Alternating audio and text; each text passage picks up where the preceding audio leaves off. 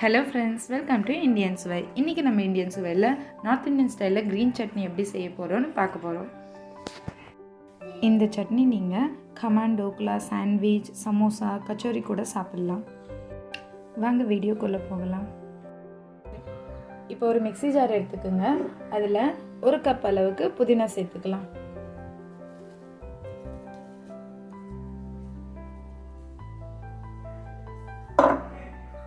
அதே அளவுக்கு நம்ம புதினா தழையை சேர்த்துக்க போகிறோம்.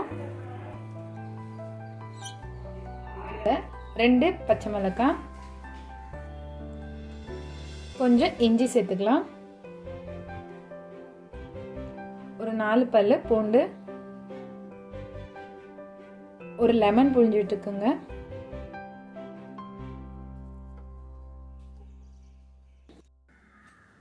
ஒரு 1/4 ஸ்பூன் அளவுக்கு சீரகப்பொடி,